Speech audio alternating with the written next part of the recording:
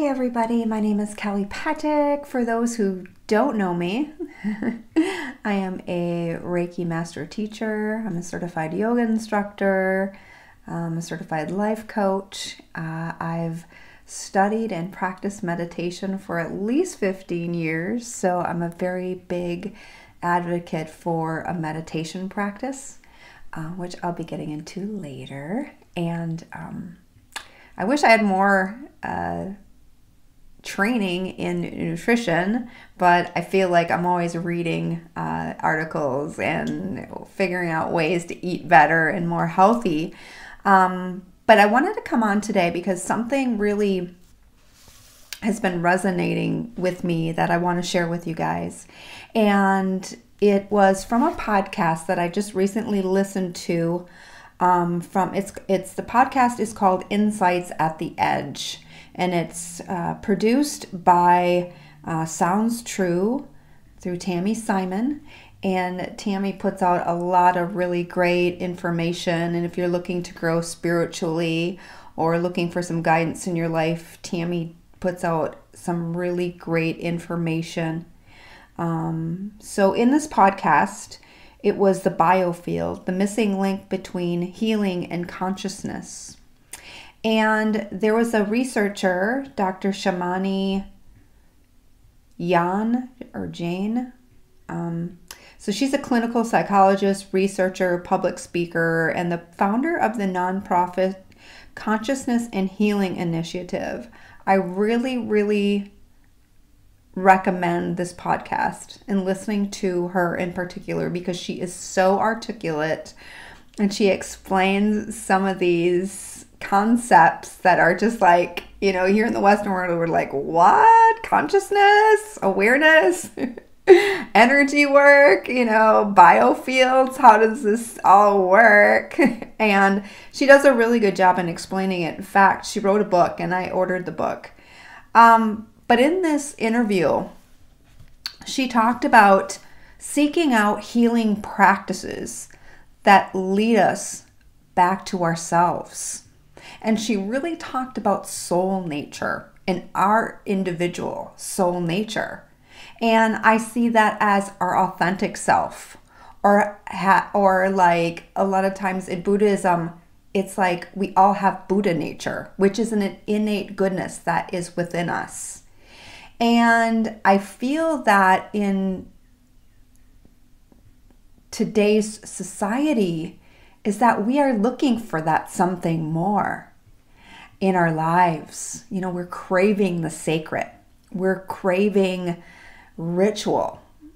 Things that we used to have years ago, because when we'd go to church and have sacred ceremonies like baptism, we'd have first communion, we'd have confirmation, we'd have marriage, we'd have funerals. All these were like rites of passages. They were sacred ceremonies. We got together with our tribe. And I believe as a human collective that we're really missing that. And I think our souls are really suffering. Okay, so back to the healing practices. And in this interview, and please go, because she's so much more articulate than I can explain it now, but was seeing that and she studied and researched how people heal, and things like Reiki, energy medicine, shamans that would come in and help people that had very serious diseases like cancer. How do those people heal? And then other cases, people that have these serious illnesses do all the right things and they don't heal. And she talked about that in this interview. But the thing is to find these healing practices that bring us back to ourselves. Things like yoga, meditation, energy work, acupuncture, Chinese medicine. All of these things talk about energy. They talk about our biofield, our auric field, and how to keep that energy line moving strongly and without blockages, and so that we can live a healthy and full of vitality. So I wanted to just touch on that a little bit and bring that to your awareness. Because are you feeling tired, worn out, depressed, lost? Maybe you're suffering from a serious illness. Whatever it may be. But to bring harmony back to ourselves is through these healing practices. And maybe sometimes we each have our own soul journey here on earth and beyond. And, that's between yourself and the universe, the divine source that's everywhere, and your divine mission. But if you can right now take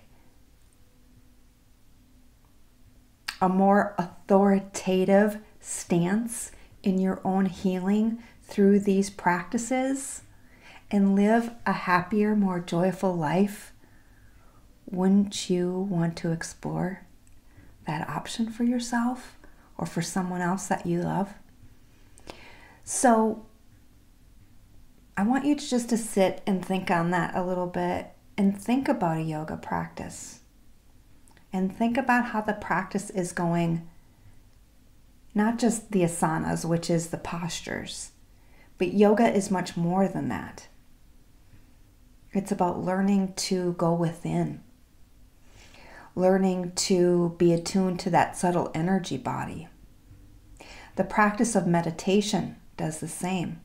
We can quiet the mind, we go within, we can hear the wisdom we are directing ourselves to, which we tap into our higher selves, our consciousness, our soul voice that wants to speak and guide us. When we look at nutrition and how we're eating, that's keeping our physical bodies healthy, and we need that too. When we look at energy work and working with somebody like myself, who I've been trained in Reiki, but there's other energy workers as well. There's people that do acupuncture, acupressure.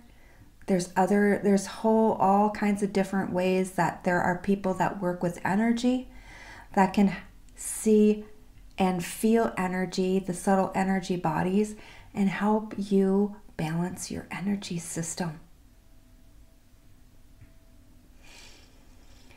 So again, take this, think about it.